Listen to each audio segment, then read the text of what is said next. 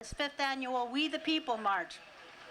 My name is Heather Kendall Miller, and as some of you may know, I live here in Anchorage, and I work with the Native American Rights Fund, representing tribes, tribal governments,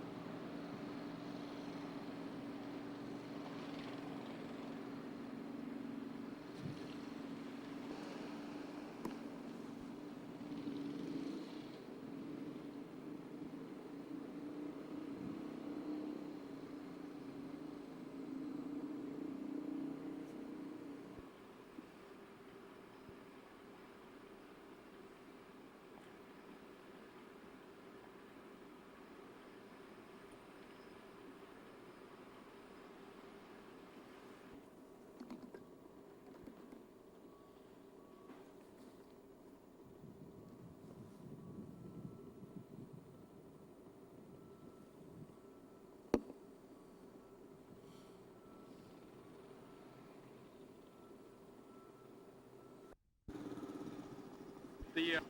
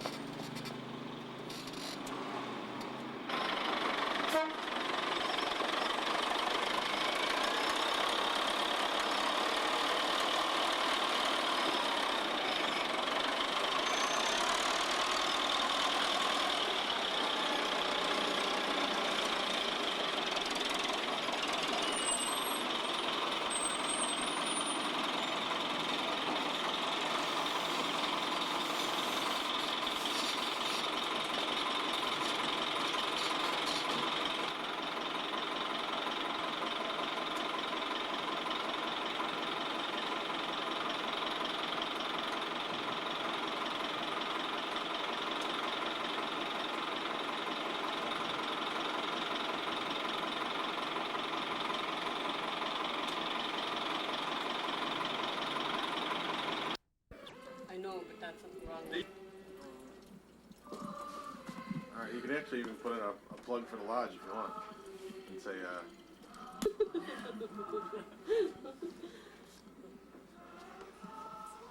okay, go ahead. So, you can do it. You gotta wait for that coffee pod. Alright, ready? Set, go. My name is Stella and I'm working at the lodge and you're on watching Heartbeat. Okay, one more time. You can do this. Just make sure I get it right. Okay, go ahead. My name is Stella and I'm working at the lodge and you're on watching Heartbeat. There's people taking orders. She's taking the orders. She's my waitress. Could finish it. Okay, here we go. One more time for me. There you go. I'm Stella. I'm working at the lodge and you're watching Heartbeat Alaska. And there's my waitress. There you go. You gotta read the order.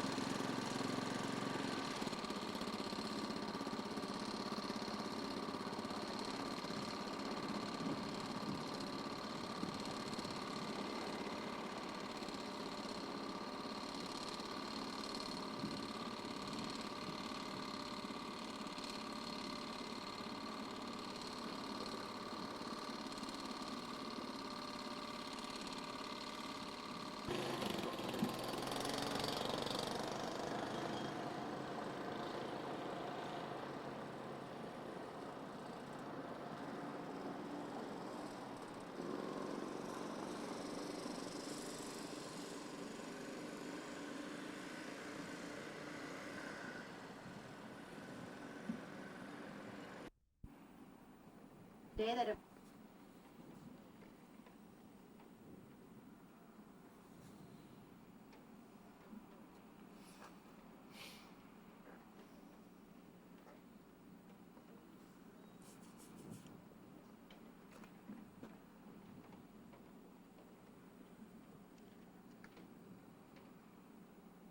The codex, yeah.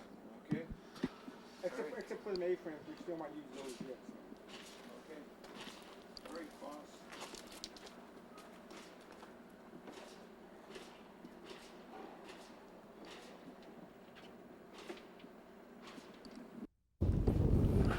the ninth. Hold on for a second. Hold on. Actually, hold on for a minute. Okay, head back out and walk around.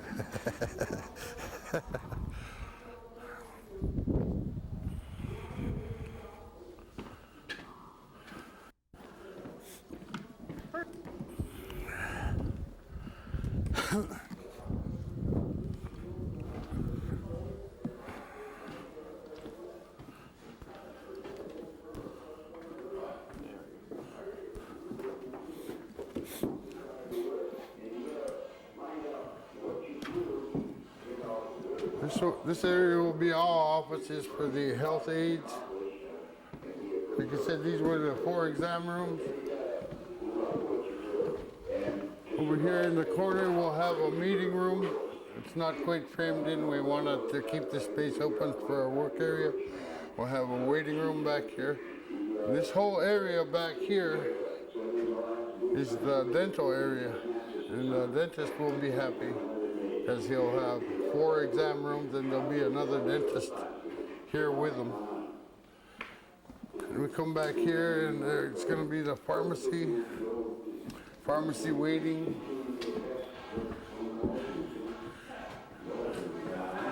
And up here in this area is going to be our mechanical room.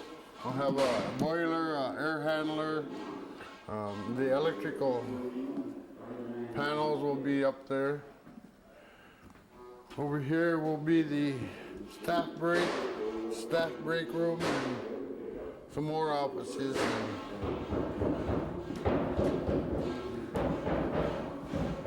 Over here is the PHN and counseling area. And this will be this whole building is like a little over 17,000 square feet. And as you can imagine, the health aides and the PA can't hardly wait for it to get done. And right now we have the sprinkler man putting in the sprinkler. We have a interstitial down below, and he's got that all taken care of.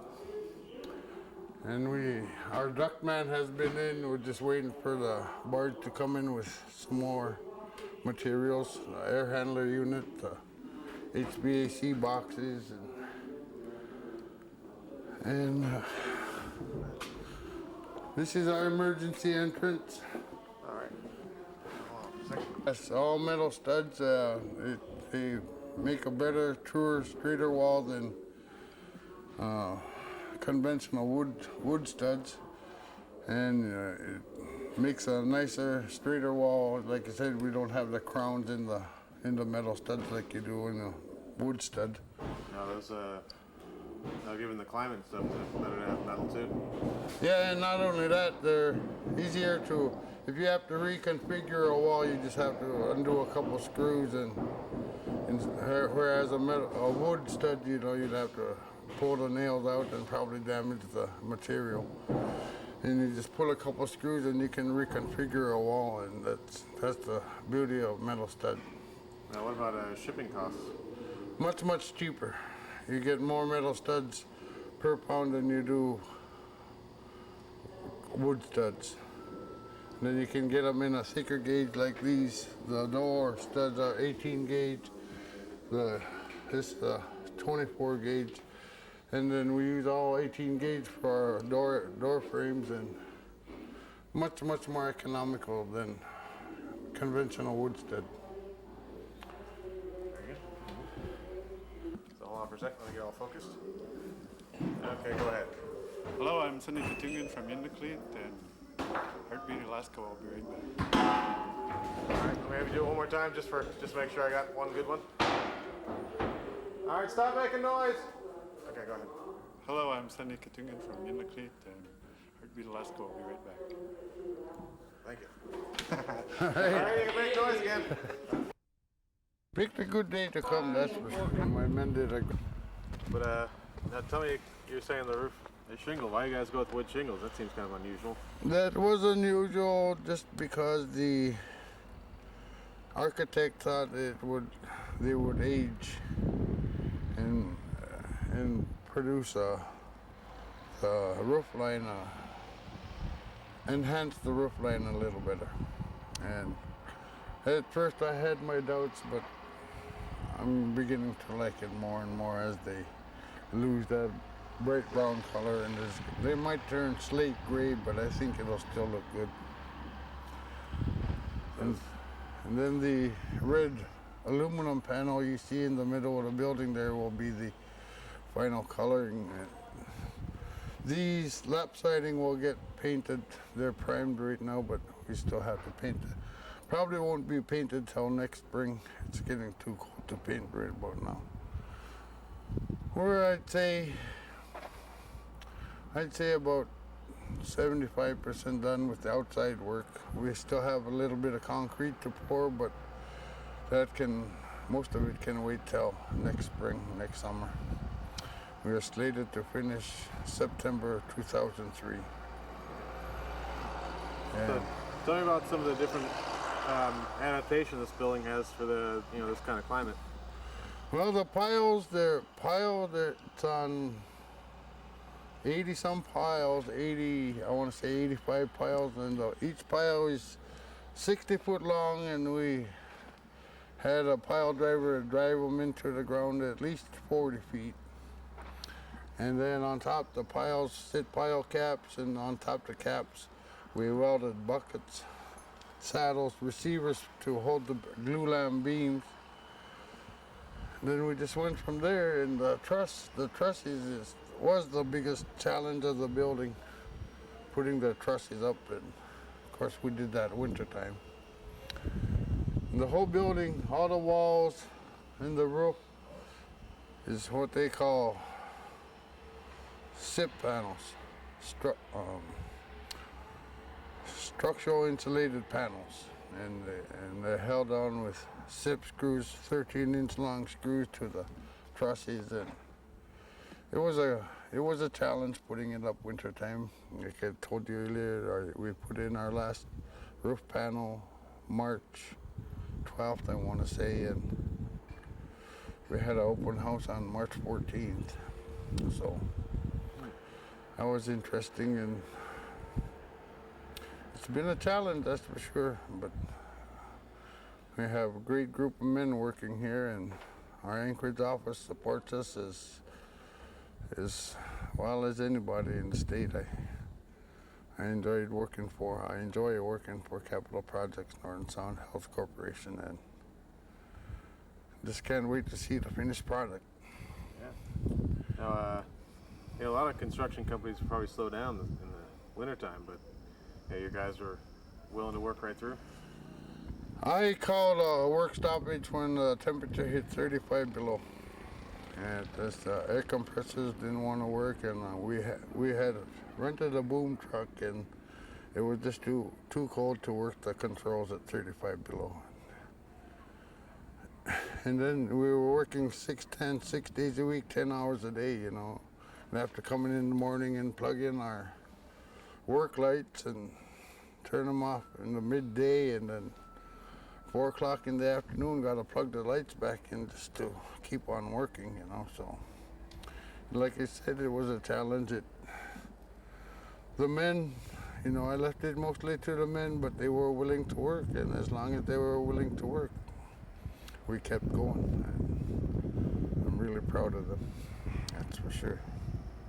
Now, tell me a little bit about how the funding works. I know you said the Denali Commission put up some of the money, but then tell me about Norton Sound. The Denali Commission funded a big part of this building. Then the USDA and Norton Sound Capital Projects is building the building itself, and the Undersecretary of Commerce, or Assistant Secretary of Commerce, David Sampson, was just here touring the building last week, and the Denali Commission Federal Co-Chair Jeff Stasser was here with him, and Jeff Stasser was here for the open house, and they were very pleased with the progress. As for the funding, like I said, the Denali Commission funded most of it, and then with help from the USDA, and of course, that funding, the different agencies will fund the building, but they won't provide operational money, and that's where Norton Sound will have to seek operational money for once the building is complete.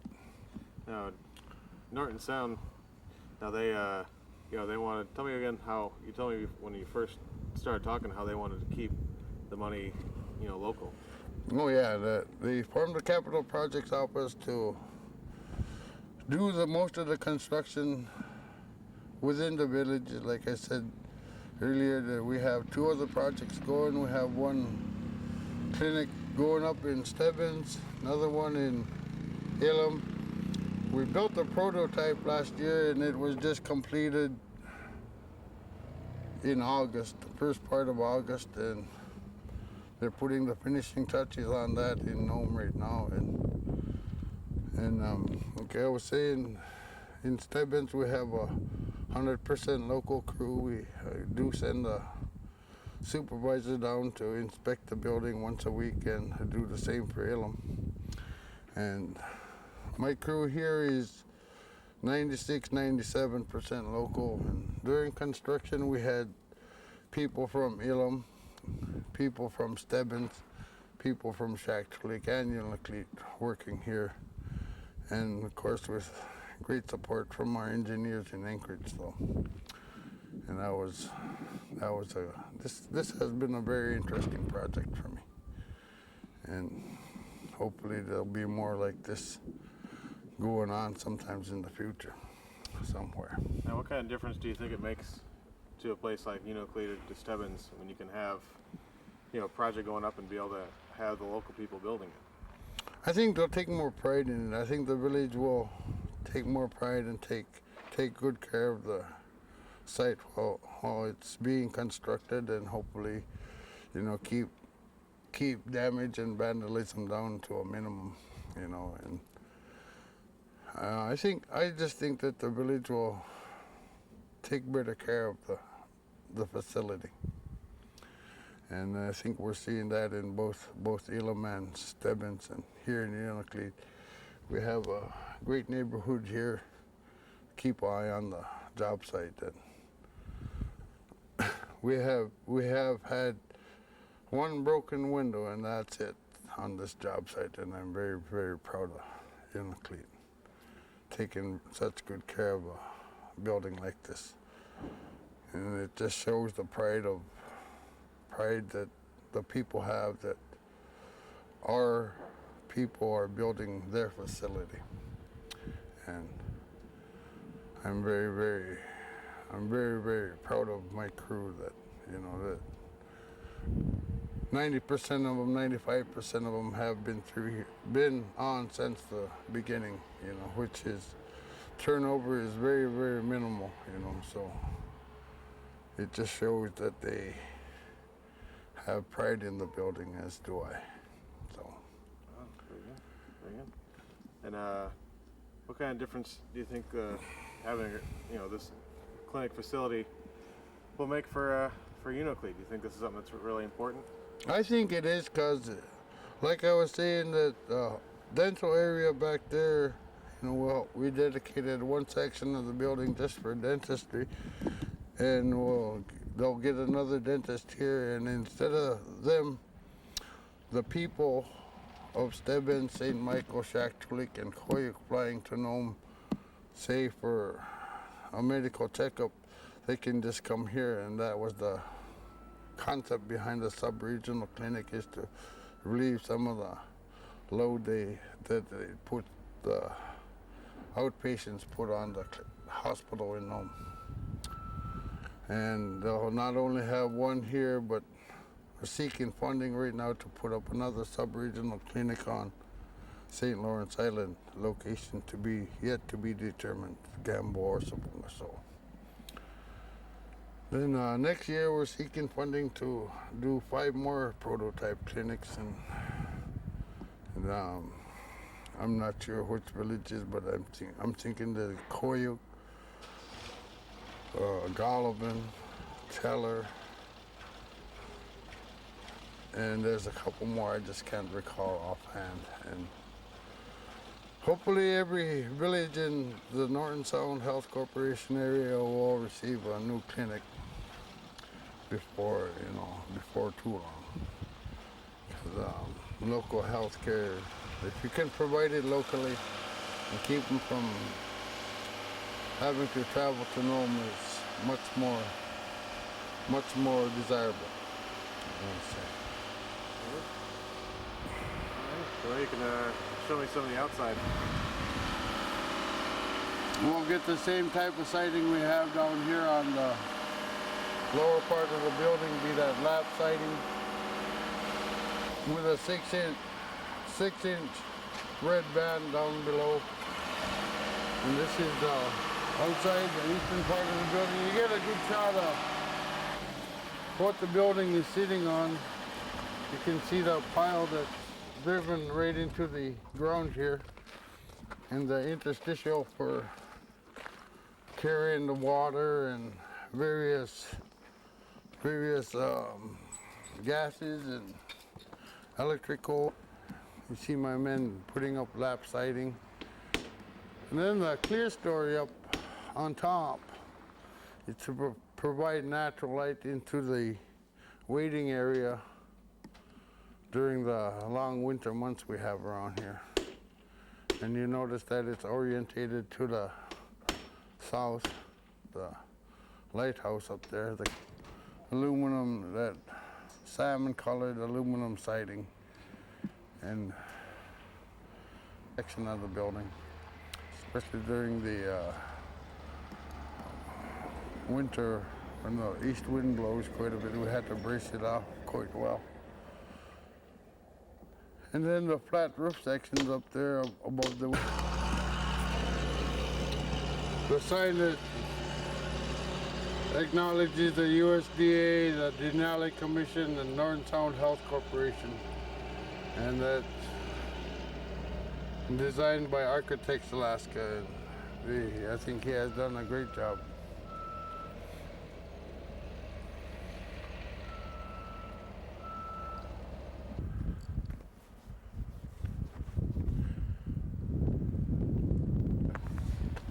Just say your name and spell it for me so I make sure we get it right. Oh, my name is Terrence Katungan. How do you spell your last name? Kotongan. Terrence, actually spell Terrence for me too, because there's a couple. Terrance. Yep, I would have spelled it wrong.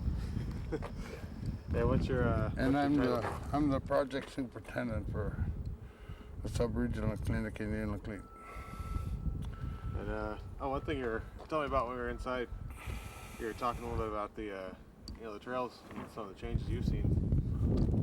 Well, some of the changes I've seen in the ATV trails in the past few years, I noticed some of the ruts are getting deeper. It's just because more and more people own ATVs now. And then we were talking about the Iditarod Trail. I said it is pretty well protected because you have to cross a couple of rivers to get to it. So nobody wants to take that chance and lose their machine in the river. So the Iditarod Trail is pretty well protected. And there's a few young men that go back in the hills and look for caribou on the few trails that we have around here. And I did notice my last time out that the ruts were getting deeper, and hopefully they don't branch off too many more trails, but gotta go where the game is, So we've been lucky the past few years that a lot of people could hunt just off the road, the little bit of road we have here. The caribou, well, they haven't been back that close for a couple of years, but maybe this year they'll come back. And we'll just have to wait and see. So, as far as having four-wheeler? Right, of course that would be something that the whole community would have to agree upon, and say, hey, okay, we'll go so far and then walk, or